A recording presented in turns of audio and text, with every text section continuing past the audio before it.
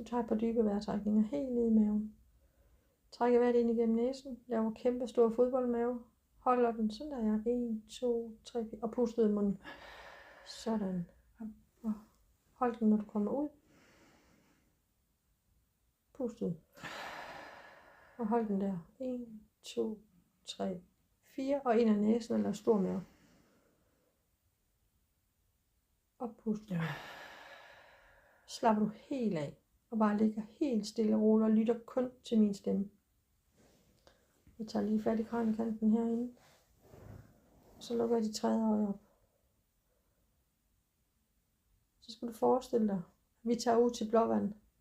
Og går en tur ud på den kæmpe store sandstrand. Går først ned ad klitten og ud på stranden. Det er en dejlig varm sommerdag, og solen skinner. Der er ikke mange mennesker på stranden. Men der er nogle enkelte børn, der sidder og leger og laver et lille sandslot helt nede ved vandkanten.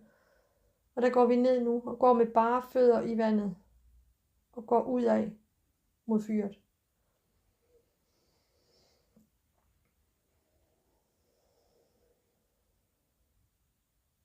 Pludselig er det som om, at jorden den skælver under os. Det hele det ryster. Lige der bliver vi faktisk lige lidt bange og tænker, hvad er det, der sker? Men langt ude i horisonten, der ser vi, at en kæmpe trækrone kommer frem af sandet. Det kommer simpelthen op ned fra jorden. Det hele ryster. Du hører også nogle sådan knitrende lyde. Det er nærmest som om det tordner. Men alt er godt. Nu kommer stammen frem. Den er cirka 20 meter i diameter. Det er det største træ, du nogensinde har set. Det er fuldstændig eventyrligt. Det er så flot. Med en kæmpe krone. Og en stamme, der virkelig har ryggrad. Vi går ud af mod træet. Vi står nu nede i vandkanten og spejler op til den. Der er måske 50 meter derhen. Vi går op imod det og ser, at der er en bænk hele vejen rundt om træet, og den sætter vi os på.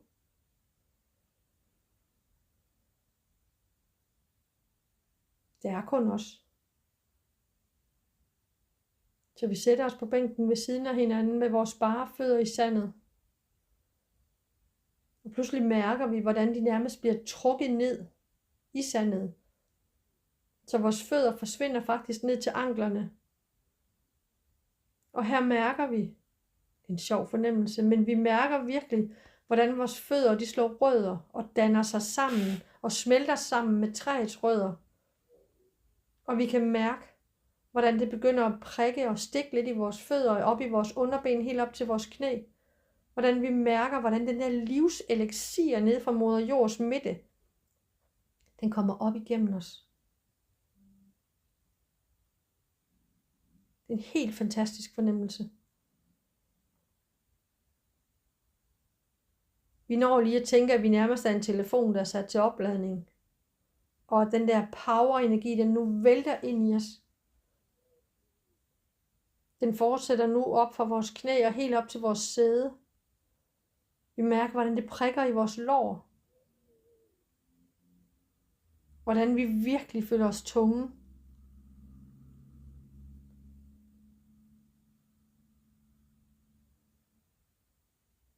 Helt uden at vi egentlig aner det, læner vi os nu op ad træstammen med ryggen. Og prøv at forestille dig nærmest, at din rygsøjle bliver suget ind i træstammen. Som om at hver en rygvivl nærmest bliver hamret fast helt inde i det. Og hvordan du kan mærke nu, hvordan alle vores gummimembraner og hvad vi ellers har i rygsøjlen nu, bliver fyldt op med energi. Det prikker, og det stikker, og det pibler, og det er ligesom små champagnebobler i hele kroppen, helt ud i dine fingerspidser nu. Du lægger baghovedet ind i stammen og kigger op. Vi ser op i den der kæmpe trækrone. Der er rigtig mange grene. Der er mange, det er nærmest som vores træstammer af grene, så store er de. Og alligevel kan du kigge op. Der er små kighuller helt op i himlen. Selvom der er fyldt med blade, så er der små huller, hvor du kan kigge op.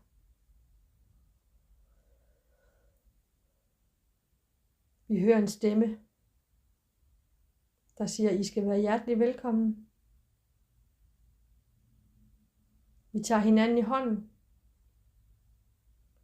Og uden at ane eller vide eller gøre noget, så mærker vi bare, at vi stiger op. Op igennem trækronen og videre. Op i en lyssøjle.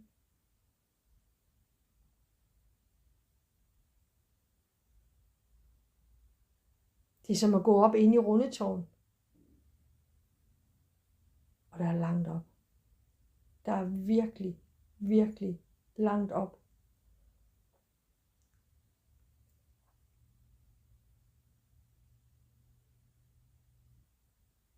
Det er som om vi nærmest føler, at vi svæver, så vi mærker egentlig ikke, hvor hårdt det er at gå derop.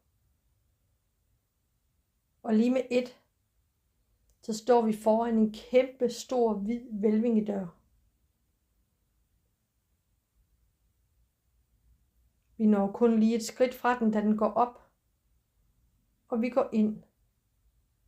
Vi kommer ind i en enorm stor ventesal. Ligesom nede på bænken, eller nede ved træet, så er der en bænk hele vejen rundt i salen, og den sætter vi os på. Vi kigger op i det, vi tror, der er loftet, som jo er hele universet, som er himlen, som står helt åben for os. Det er vildt grænseoverskridende. Vi føler også, det er koldt, og alligevel så mærker vi, at det her, det er ægte kærlighedens lys. Det er så varm og så skøn en oplevelse, at vi virkelig her mærker vores taknemmelighed for at være dem, vi er, og i at få lov at være her. Der sidder andre rundt på bænken. Der er ikke tvivl om, at alle folk, de sidder og venter. Vi ved ikke, hvad de venter på. Vi ved ikke, hvad vi venter på. Men vi er ikke i tvivl om, at vi nok skal blive vist det, vi skal. Og lige med et, så kommer der en fjer dansende hen foran os. Det er som om den fejrer gulvet for os. Og uden at sige noget, så beder den os om at følge efter. Og vi rejser os, går ind igennem hvælvingedøren til højre, kommer hen i en lang gang, hvor tronstolen står til venstre, hvor øjet ligger og byder os hjertelig velkommen.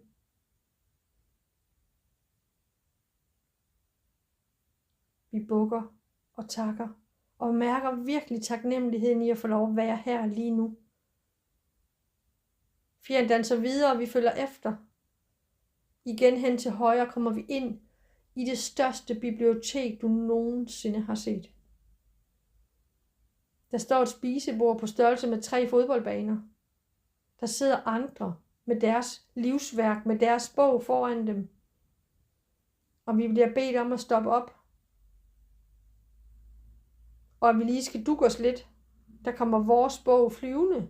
Ud igennem luften, ud af ingenting, bliver den lagt på bordet foran dig. Du får et gammeldags blækhus og en fjer at skrive med. Og så bliver din bog, dit livsværk, bliver slået op på den side i dit liv, hvor du er kommet til lige nu. Og her må du skrive dit allerstørste ønske for fremtiden. Og du nikker med hovedet, når du er færdig. Skriv.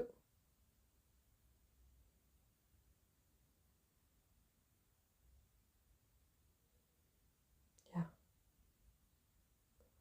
Fjeren svejer sig og ligesom børster dit svar og dit spørgsmål helt tørt. Bogen lukker og flyver tilbage i reolen.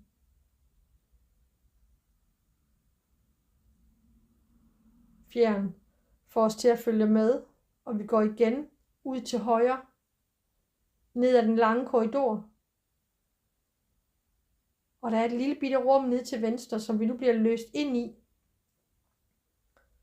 Der står kun et lille bitte bord og en stol, og så er der stearinlys på bordet. Der er en dør, der går lige ud. Jeg åbner nu døren og beder dig om at gå ind. Der er et bord og 4 stole derinde. Du skal sætte dig helt op ved vinduet. Du er meget overvældet lige da du kommer ind. Du kan se alt i hele universet. Det er som en sæbeboble. Du sidder inde i som en tryghed og en sikkerhed i at vide, at dem, der er på den anden side, de er på den anden side. Men du fyldes med kærlighed og med længsel efter at få lov at være der. Men nej, det er ikke din tur endnu. Men du får lov at få den her oplevelse, få lov at se, hvor det er, vi skal hen, når vi ikke skal være her mere. Det er enormt fascinerende at sidde og kigge ud. Og vide, der findes ikke tid. Alle er glade. Alle kender hinanden. Det kan være, at du ser nogen, du kender. Det er næsten som at sidde på strøget og kigge på mennesker. Og lige nu kan du med din tankens kraft spørge, om der er nogen, der har lyst til at sætte sig her ved dit bord. Om der er nogen, du her må byde på kaffe. Ligesom du ville gøre, hvis du var derhjemme. Spørg, om der er nogen, der har lyst til at komme ind og sidde hos dig. Og luk dig fuldstændig op. Mærk alle dine chakrer. Tag alt ind.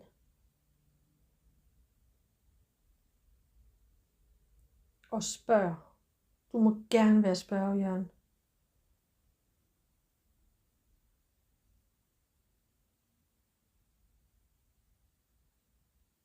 Snak og spørg. Spørg. Og spørg. Og find de svar, du gerne vil have med dig. Ved virkelig at spørge ind. Og husk, mærker du ingenting, så er ingenting også noget. Så er det det, du tager med dig. Men spørg. Prøv at duft. Prøv at mærke. Se. Hør. Fornem. Føl. Brug alle dine sanser. Det her er once in a lifetime. Du får lov at opleve det her. Så virkelig mærk og se og høre og føle ved at fornemme alt.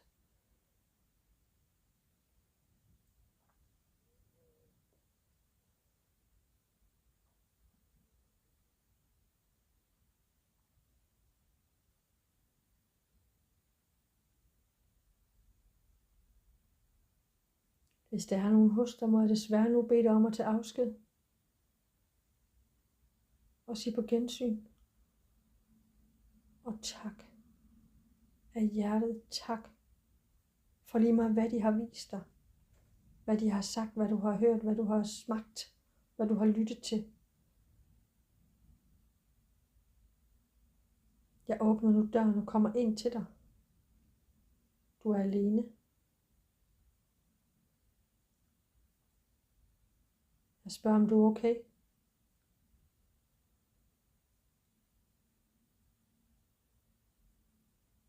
Du mærker virkelig ægte kærlighed lige her. Alle vil alle det bedste. Har fred, har harmoni, har ro. Der er ikke noget her, der er overladt til tilfældighederne, og alligevel så er alt fantastisk. Jeg skal bede dig om at følge med ud. Jeg går igen hen og åbner døren og står i døren og beder dig lige vente rundt en sidste gang og sige, er der nogen, der har et godt råd til mig? Er der nogen, der har et minde om den her fantastiske oplevelse, som jeg må tage med hjem? Og sige tak. Stille og roligt. Lukker vi døren. Giver hinanden et kæmpe kram. Og fjeren er der igen. Og vejleder os ud. Hen i den lille smalle korridor. Ud i den lange korridor. Hen forbi tronstolen. Hvor øjet ligger og siger på snarlig gensyn og rigtig hjertelig tak for besøget. I skal være velkommen igen. Gå ud og sætter os i ventesalen.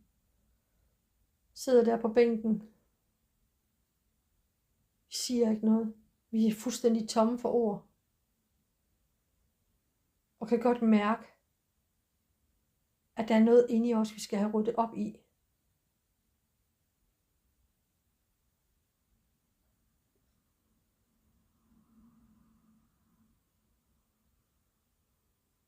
Der er en elevatordør, og der er en trappedør. Vi vælger at tage trappen. Vi læser lige reglerne for, hvad det er, vi skal være og gøre og sige og lade og overhovedet alt, hvad der skal ske ude på den trappe. Vi åbner døren og går ud på det første trin. Og det er her, vi får at vide, at vi skal tømme vores rygsæk. Tømme vores skraldespand. Tømme vores indre totalt. Så vi starter med at lægge vreden. På næste trin ligger vi i vores sårbarhed, for vi har faktisk ikke lyst til at være det lige nu.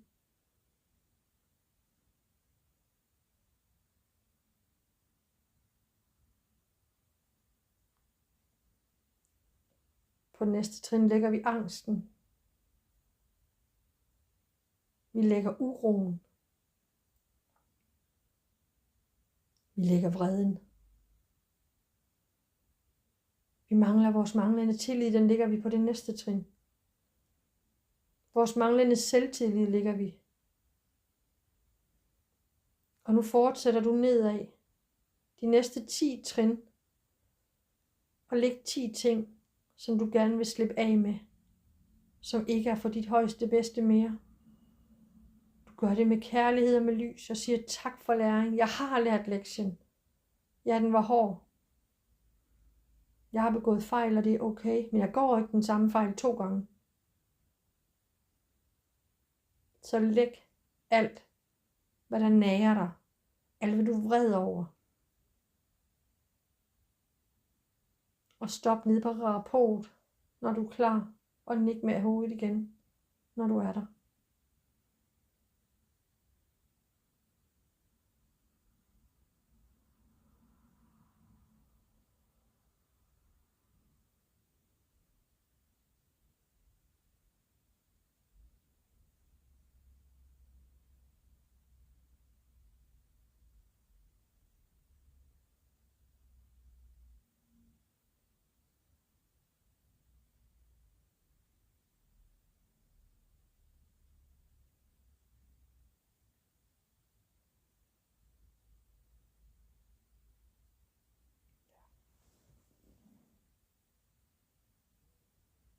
Vi står og kigger ud i universet lige nu.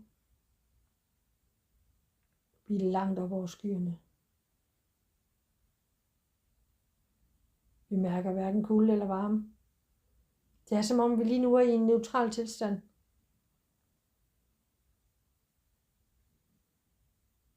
Nu fortsætter vi med at gå nedad. Og her tilgiver du alle.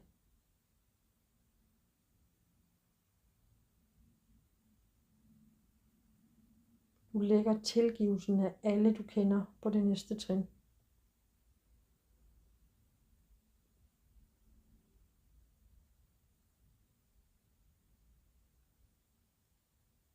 Det næste trin, der lægger du tilgivelsen af alt,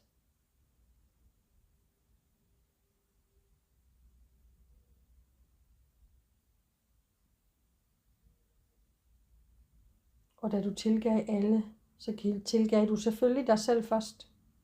For du ved godt, at du er og bliver den vigtigste i dit liv. Alligevel så var der måske lige nogle små rester, som du kan lægge på det næste trin, hvor du tilgiver dig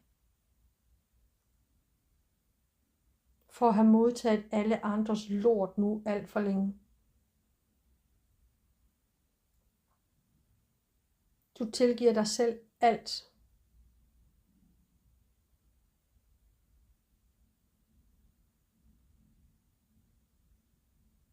På den næste trin, der tager du de sidste rester af alt, hvad du har tilgivet alt og alle for. Og lægger måske lige nogle kommaer og nogle punktummer her, som du lige ikke fik med. Læg det ned og sig tak for læring. Og mærk din taknemmelighed. Og vid, at det er her, du får din styrke og din kraft og din energi tilbage til dig selv. Fordi du nu giver slip.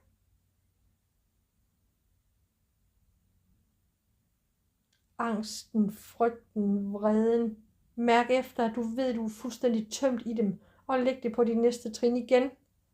Og sig tak for læring.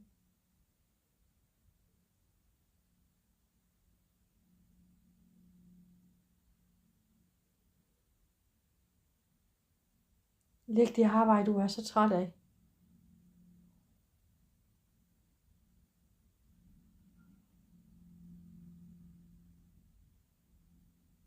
Og læg bekymringerne om, at ikke kan finde noget andet.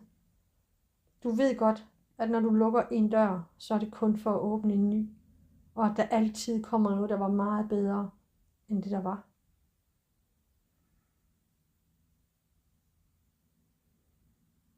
Vi står nu på det sidste rapport.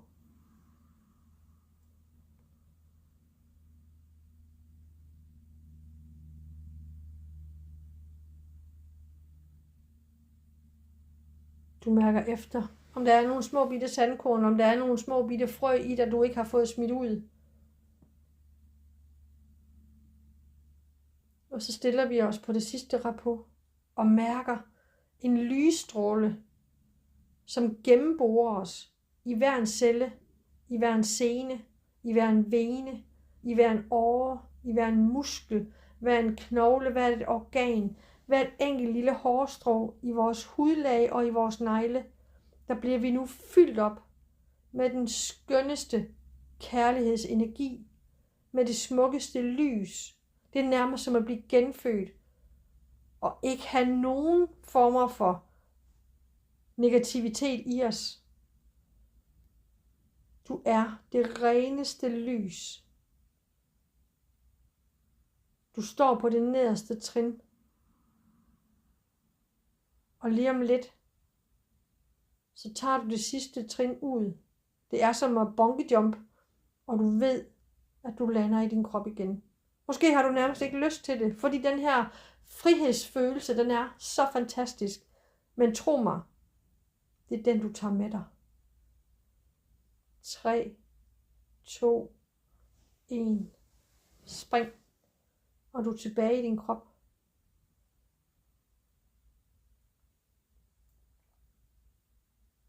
Du mærker, hvordan baghovedet slipper træstammen. Du mærker, hvordan din ryggrad river sig fri. Knogle for knogle.